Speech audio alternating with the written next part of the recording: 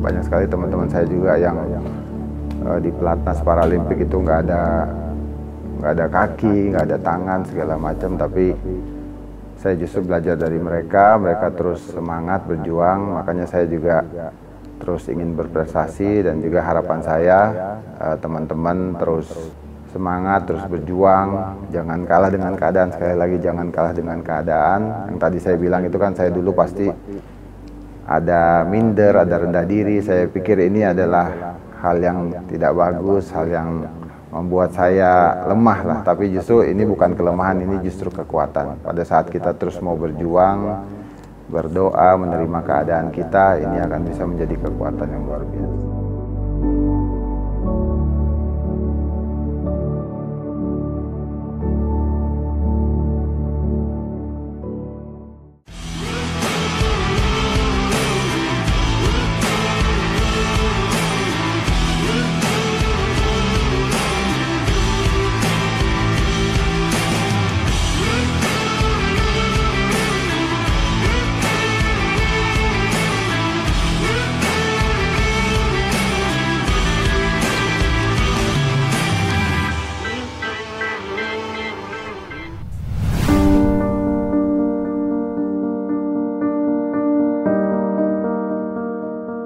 Nama saya David Jacobs, panggilannya David.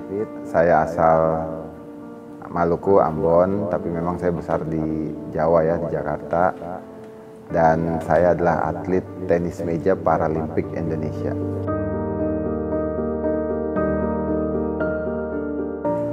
Awalnya sebenarnya nggak sengaja juga ya, karena memang kan keluarga bukan dari atlet ya, bukan dari atlet. Waktu itu kita tinggal di sebuah kota kecil di Batang, Jawa Tengah. Orang tua pada saat itu tugas kerja di sana. Dan di dekat rumah itu ada meja pingpong, meja tenis meja. Nah, itu awal kenalnya tenis meja di kota Batang itu. Dan saya main sama ya kakak, sama teman-teman. Ya itulah, akhirnya orang tua ngelihat mungkin saya tiap hari habis pulang sekolah main, kok seneng banget sama tenis meja gitu.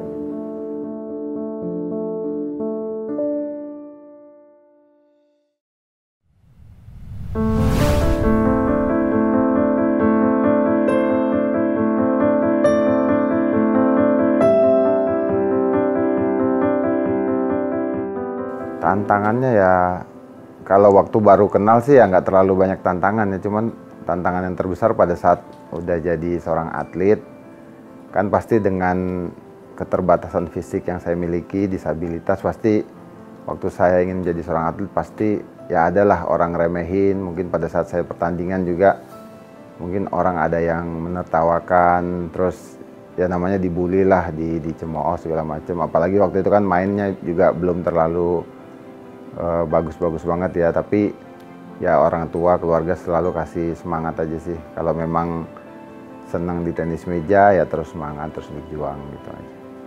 Jadi memang perjalanan saya panjang sekali ya. Saya istilahnya ada di dua generasi lah. Saya pernah masuk di timnas yang umum, yang normal. Setelah itu saya masuk ke timnas difabel. Jadi waktu saya dari kecil itu main, dengan proses yang saya jalani, dengan usaha, dengan doa, pastinya akhirnya saya tahun 2000 itu saya masuk tim nasional Indonesia. Sebelumnya memang ya sempat diragukan karena kondisi fisik juga seperti ini, tapi saya terus usaha, terus berjuang, akhirnya saya masuk tim nasional Indonesia. Waktu itu saya bisa masuk karena saya mengalahkan semua pemain terbaik Indonesia tenis meja saat itu ya. Jadi tahun 2000 sampai 2009 itu saya masuk timnas Indonesia, bukan yang difabel nih, timnas yang umum ya. Tapi memang level prestasi saya pada saat itu hanya se-Asia Tenggara ya, hanya sampai SEA Games. Jadi saya tidak pernah mendapatkan medali untuk Asia bahkan dunia ya. Jadi paling dapat medali, pernah medali emas juga ya, se-Asia Tenggara. Tapi memang saya memiliki tekad untuk bisa berprestasi dunia. Jadi sama 2000 sampai 2009 itu menjadi timnas. Akhirnya saya pensiun 2009, tapi saya diajak untuk masuk ke olahraga disabilitas atau namanya olahraga Paralimpik lah. Nah, tahun 2010 itu saya masuk ke olahraga Paralimpik, dan memang kan persaingan di normal sama di Paralimpik pasti berbeda ya, yang normal lebih berat. Akhirnya pada saat saya masuk ke dunia Paralimpik memang saya bisa berprestasi dunia, dan ya bersyukur aja sampai sekarang saya masih menjadi atlet Paralimpik. Jadi udah lama banget sih jadi atlet. Pertama kali berkenalan dengan tenis meja waktu sekeluarga pindah ke daerah Batang, Jawa Tengah. Saya yang paling bungsu sering menang lawan kakak-kakak. Akhirnya oleh orang tua dicarikan pelatih. Saya tahu saya hanya bisa mengandalkan tangan kiri saya. Ketika saya masuk klub di kota Semarang, saya berhasil melatih tangan kanan saya yang lumpuh dari lahir untuk memegang bola ketika servis. Saya berhasil masuk timnas di tahun 2000 bersama atlet normal lainnya, yang memacu saya untuk berlatih lebih keras lagi untuk berkompetisi. Setahun pertama di timnas benar-benar penuh perjuangan. Akhirnya pada satu titik, saya bisa membangun mental saya dan mulai mencetak prestasi. Kondisi apapun yang saya hadapi, saya akan menolak untuk kalah dan jadi pemacu untuk menjadi kebanggaan bangsa.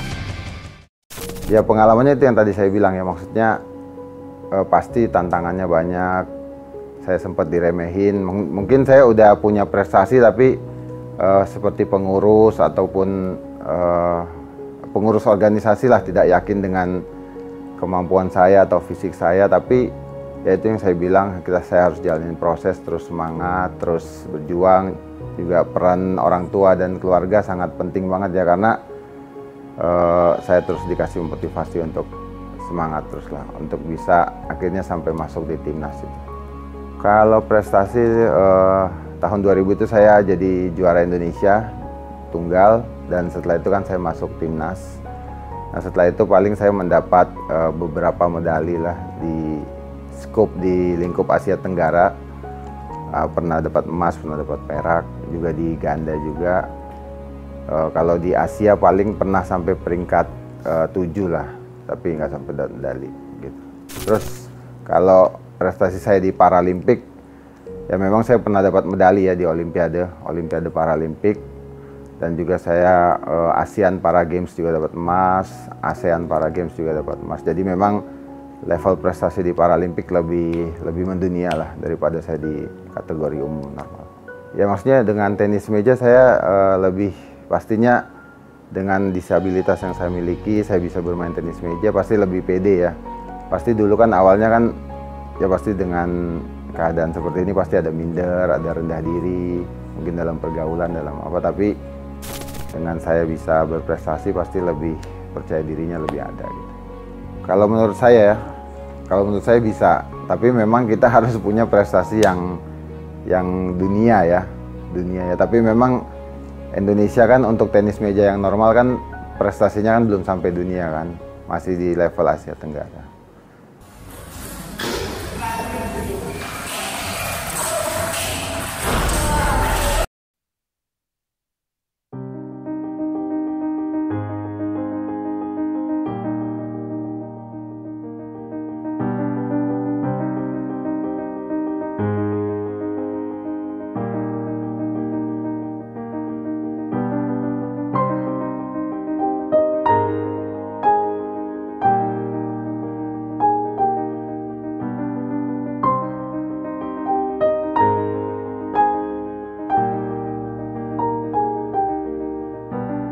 Di Dispora DKI, cuman memang selama saya masih aktif sebagai atlet ya masih bisa ada dispensasi sih PNS-nya gitu. Dulu kan saya pernah hampir masuk timnas, prestasi sudah cukup lumayan lah kalau menurut saya pada saat itu, tapi memang pengurus belum mempercayai saya untuk masuk timnas, akhirnya dimasukin pemain lain gitu. Dimasukin pemain lain itu saya mendapat cerita karena kenapa saya nggak dipanggil timnas gitu loh. Ya itu dengar-dengar ya karena kondisi fisik saya seperti ini. Kondisi fisik saya istilahnya apa, Indonesia nggak ada pemain yang normal lah untuk masuk timnas sehingga saya harus dipanggil timnas gitu loh. Kurang lebih seperti itu. Tapi saya tidak putus asa, saya tetap harus menunjukkan ya. Waktu itu saya memang prestasinya belum nomor 1, mungkin masih nomor 3 gitu ya.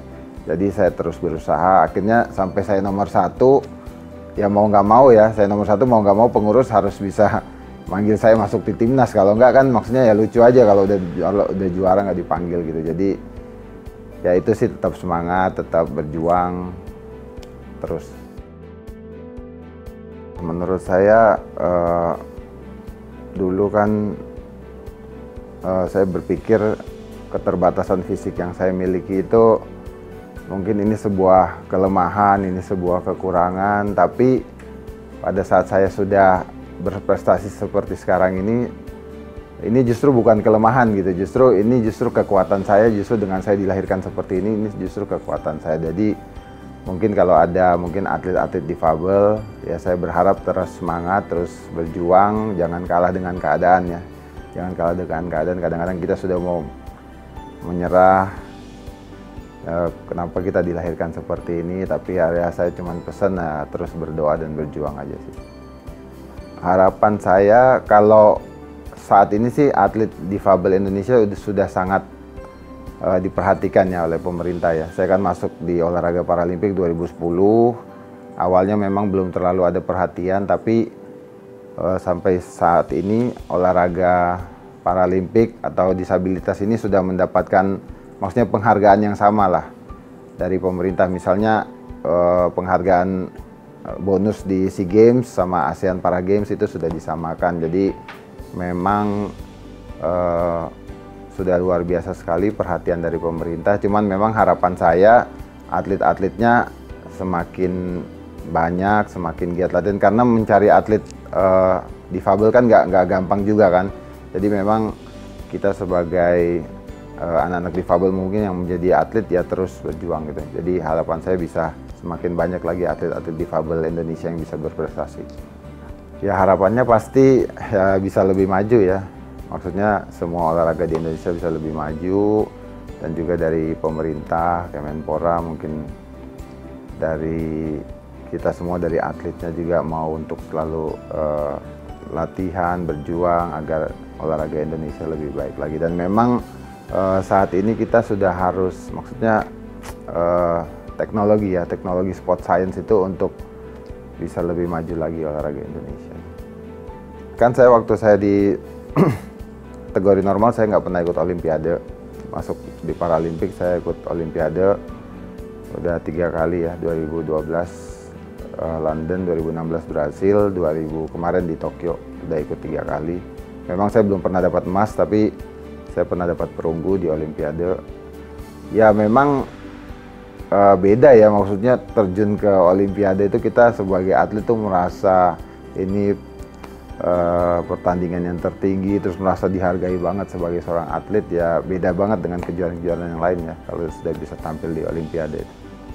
Contohnya kalau bukan sebagai seorang atlet ya, contohnya mungkin pada saat saya sekolah pasti kan kalau umpama saya baru masuk di suatu SD atau SMP, baru mulai masuk, terus pasti kan ada perasaan ini ya, maksudnya minder lah ya dengan keadaan, namanya anak masih kecil. Terus juga guru juga kalau absen awal-awalnya itu kan pasti panggil David, saya kan pasti pakai tangan kiri gini kan, selalu saat awal-awal karena belum tahu mungkin gurunya, saya selalu dimarahin gitu loh, kamu gak sopan lah pakai tangan kiri segala macam. Saya diam aja, tapi nanti pada saat mungkin ada teman-teman yang sudah tahu, dikasih tahu gurunya gitu. Jadi akhirnya gurunya yang minta maaf ke saya, itu sih.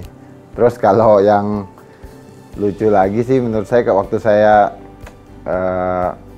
ya istilahnya pendekatan lah sama mungkin sama mau pacaran atau gimana, kan pasti ada malu juga ya. Contohnya ke calon istri saya nih kan, calon istri saya, dia sempat belum tahu juga maksudnya dengan kondisi fisik saya gitu loh. Jadi saya agak belum terlalu open, terbuka kan. Akhirnya saya menjelaskan gitu, ini kondisi fisik saya seperti ini. Dia bilang ya nggak masalah sih, maksudnya yang penting kan sebagai seorang laki-laki kita terus ya tanggung jawab, bukan soal fisiknya kan gitu. Ya itu aja sih maksudnya yang menarik lah buat saya.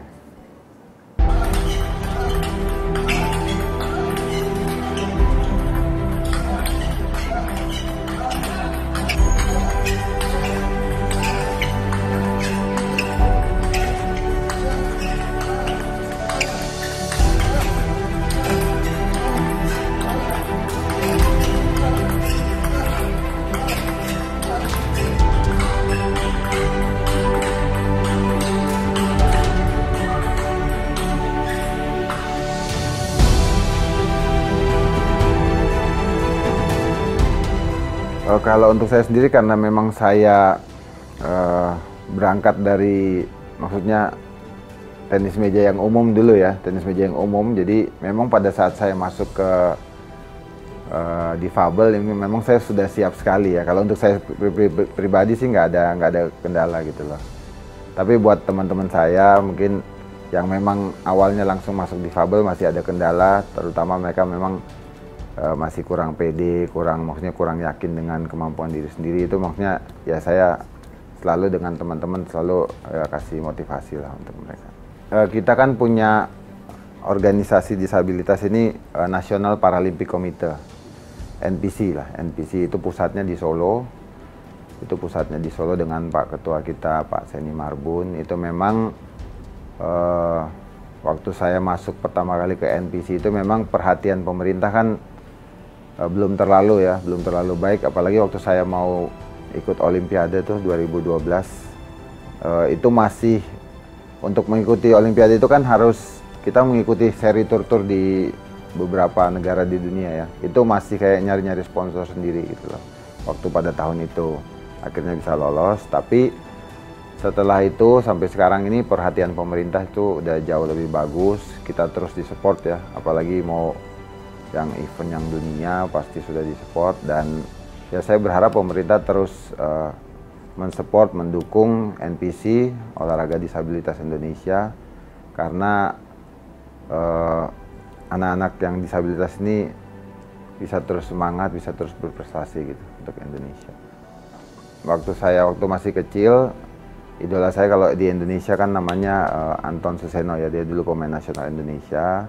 Tapi kalau untuk pemain dunianya itu Jan Ove Waldner dulu dari Swedia.